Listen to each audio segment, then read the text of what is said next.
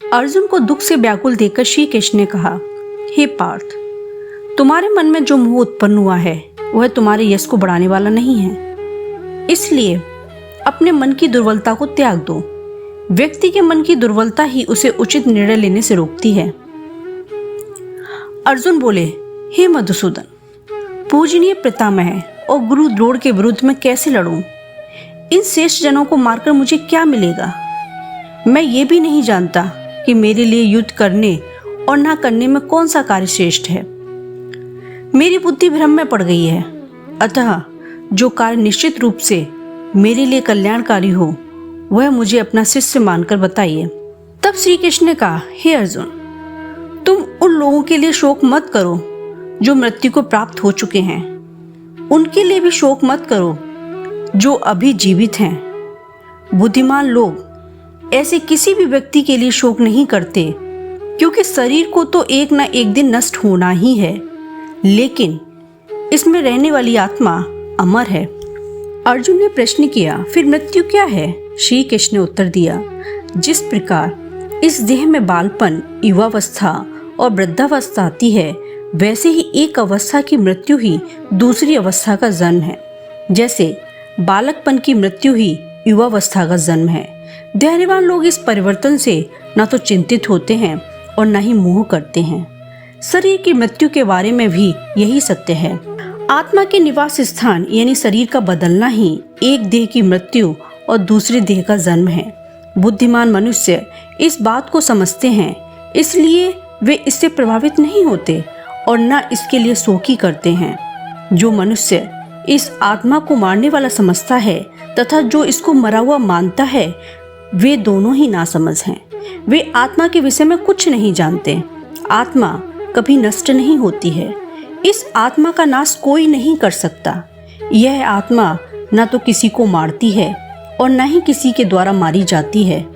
तो अब तुम बताओ कि कौन किसको मारता है? जिस प्रकार मनुष्य पुराने वस्त्रों को त्याग कर नए वस्त्र धारण करता है, उसी प्रकार शरीर में स्थित आत्मा पुराने शरीर को त्याग कर नए शरीर को प्राप्त करती है। आत्मा को न शस्त्र काट सकते हैं, न आग जला सकती है, न जल गला सकता है और न वायु सुखा सकती है। यह आत्मा सब काल में नित्य, निरंतर और ज्यों की त्यों रहने वाली है। सब में परिपूर्ण स्थिर स्वभाव वाली और सनातन यानी सदा रहने वाली है। यह प्रत्यक्ष नहीं दिखती और चिंतन का विषय भी नहीं है। आत्मा के स्वरूप को इस प्रकार जानते हुए तुमको शोक नहीं करना चाहिए। यही सच्चा ज्ञान है।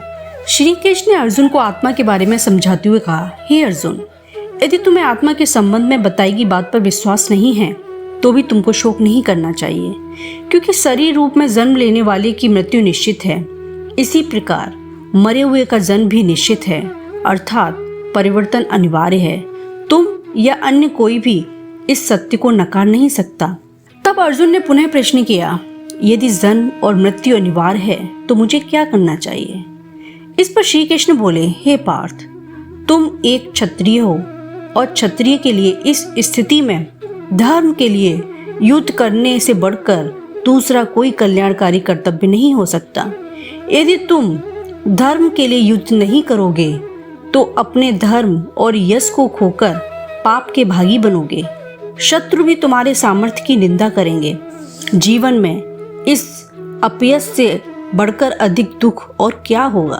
पुनः इस स्थिति में युद्ध का महत्व बताते हुए श्री कृष्ण कहते हैं, हे अर्जुन, यदि तुम युद्ध में मारे जाओगे तो तुम्हें स्वर्ग प्राप्त होगा। यदि जीत जाओगे तो सम्मान पूर्वक पृथ्वी का राज्य भोगोगे। इस कारण हे अर्जुन, तुम जय, पराजय, लाभ, हानि और सुख दुख को समान समझकर युद्ध करो और इसमें किसी प्रकार का संदेह मत करो। तुम केवल यह विचार करो कि मुझे तो केवल अपने कर्तव्य का पालन करना है। इस प्रकार की भावना से युद्ध करने पर तुमसे कोई पाप नहीं होगा। तब अर्जुन ने श्री कृष्ण से पुनः प्रश्न किया, यदि मैं जय, पराजय, लाभ, हानि और सुख दुख को समान समझकर युद्ध करूं तो संभव है कि मैं पाप का भागीदार नहीं होऊंगा। तब श्री कृष्ण ने उत्तर दिया, हे पार्थ, अब तुम ध्यान पूर्वक कर्म योग के विषय में सुनो। इसे समझकर तुम धर्म अधर्म रूपी कर्मों के बंधन से मुक्त हो जाओगे। मनुष्य को पूरे उत्साह और समर्पण की भावना से कर्म करना चाहिए। इस कर्म का फल कैसा होगा, इसकी चिंता बिल्कुल नहीं करनी चाहिए। ऐसा सोचकर कर्म करने पर मनुष्य कर्मों के बंधन से मुक्त हो जाता है। ऐसा कर्म ही निष्काम कर्म कहलाता है। निष्काम कर्म कभी व्यर्थ नहीं होता। अपने कर्तव्य में निष्ठा होने के कारण इसमें सफलता भी अवश्य मिलती है और सकाम कर्म करने वाले मनुष्य को फल की चिंता सताती रहती है। ऐसी सोच रखने वाले व्यक्ति को जीवन में केवल असफलता ही हाथ लगती है। कर्म योग में विश्वास रखने वाली बुद्धि एक ही होती है, जिसे निश्चयात्मिका बुद्धि कहते हैं। विवेकहीन व नासमझ मनुष्य की बुद्धि बहुत भेद वाली और अनंत होती है। ऐसे मनुष्य अपने मन को एकाग्र नहीं कर पाते, इसलिए सफल भी नहीं हो पाते। हे अर्जुन, तुम निर्मल चित्त वाले बनो। सभी प्रकार के विरोधी गुणों, हर्ष विषाद, सफलता असफलता, मान अपमान, प्रशंसा निंदा आदि से मुक्त रहो। ईश्वर को समर्पित कर्म ही ज्ञान का मार्ग है। तुम यह जानकर चलो कि केवल कर्तव्य पालन में ही तुम्हारा अधिकार है। इसी में तुम पूर्ण रूप से स्वतंत्र भी हो। फल पर तुम्हारा लेस मात्र भी अधिकार नहीं है, अर्थात फल की प्राप्ति तुम्हारे अधीन नहीं है। अतः फल की इच्छा न रखकर तुम कर्तव्य कर्म करो। यदि तुम फल की इच्छा रखकर कर्म करोगे तो बंध जाओगे। इतना ही नहीं, तुम कर्म फल के हेतु भी बन जाओगे।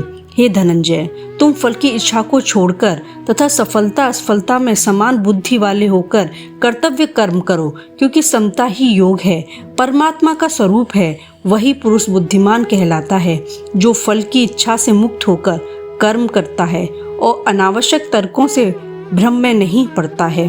फिर अर्जुन ने श्री कृष्ण से स्थिर बुद्धि वाले पुरुष के बारे में जानना चाहा कि वो स्थिर बुद्धि वाला मनुष्य कैसे बोलता है, कैसे बैठता है, कैसे चलता है अथवा कैसे व्यवहार करता है। तब श्री कृष्ण ने बताया कि हे अर्जुन, स्थिर बुद्धि वाला पुरुष सभी इच्छाओं को त्याग देता है और हमेशा संतुष्ट रहता है। उसका मन दुख में विचलित अथवा बेचैन नहीं होता। सुखों की उसे कोई कामना भी नहीं होती। अनुकूल और प्रतिकूल दोनों परिस्थितियों में वह समान रहता है। ऐसे मननशील कर्मयोगी की बुद्धि स्थिर अर्थात अटल हो जाती है। जिस प्रकार कछुआ सभी ओर से अपने अंगों को समेट लेता है, उसी प्रकार जब मनुष्य अपनी संपूर्ण इंद्रियों को अपने वश में कर लेता है, उस स्थिति में उसकी बुद्धि स्थिर हो जाती है। इंद्रियों को वश में करने का अभ्यास मनुष्य को बार बार करना चाहिए। जिस प्रकार पुरुष की इंद्रियां सभी प्रकार से उसके वश में होती हैं, वही पुरुष स्थिर बुद्धि अर्थात स्थित प्रज्ञ कहलाता है। इसके विपरीत जो मनुष्य केवल सांसारिक विषय वस्तुओं के बारे में सोचता रहता है, उसे विषयों से लगाव हो जाता है। लगाव होने पर उसे उन विषयों अर्थात भोग विलास की वस्तुओं को प्राप्त करने की इच्छा उत्पन्न होती है। इच्छा के अनुकूल पदार्थों के मिलते रहने से उसमें लोभ पैदा हो जाता है। लोभ में बाधा पड़ने पर उसे क्रोध आ जाता है। क्रोध से अज्ञानता उत्पन्न होती है और अज्ञानता से स्मृति अर्थात अच्छे विचारों को याद रखने की शक्ति समाप्त हो जाती है। स्मृति नष्ट हो जाने पर विवेक नष्ट हो जाता है। उचित अनुचित का विचार करने की शक्ति समाप्त होने से मनुष्य का हर प्रकार से पतन हो जाता है। यहाँ पर श्री कृष्ण ने एक बड़ी सटीक बात कही है कि व्यक्ति जब तक सांसारिक सुखों के भोग के लिए लालच रहता है, वह सदा शांत रहता है। उसकी इच्छाएं पूरी हो जाने पर भी न उसको सुख मिलता है और न ही शांति। इसके विपरीत जो पुरुष अपनी इच्छाओं को त्याग कर ममता, अहंकार और कामना से रहित रहता है, वही शांति प्राप्त करता है। श्री कृष्ण ने स्थिर बुद्धि वाले मनुष्य की तुलना समुद्र से करते हुए अर्जुन को इस प्रकार समझाया कि अनेक नदियों का जल समुद्र में आकर मिलने पर भी समुद्र बढ़ता नहीं है, वह अपनी मर्यादा में ही रहता है। और गर्मी के दिनों में नदियों का जल बहुत कम हो जाने पर भी समुद्र घटता नहीं है। उसी प्रकार स्थिर बुद्धि वाला मनुष्य बिना विचलित हुए अपनी मर्यादा में रहता हुआ शांत रहता है। वह कभी चलायमान नहीं होता। तब उसे अच्छा शांति और सुख की प्राप्ति हो जाती है। अतः भगवान श्री कृष्ण ने अर्जुन को इस अध्याय में आत्मा, कर्म तथा स्थिर बुद्धि जैसे गंभीर विषयों के बारे में बताया। दोस्तों, ये गीता का दूसरा अध्याय यहाँ समाप्त होता है। अगर आपको ये वीडियो अच्छा लगा तो प्लीज़ लाइक, सब्सक्राइब और शेयर कीजिए और जल्दी ही मैं गीता के तीसरे अध्याय के साथ मिलूंगी। जय श्री कृष्णा। राधे राधे।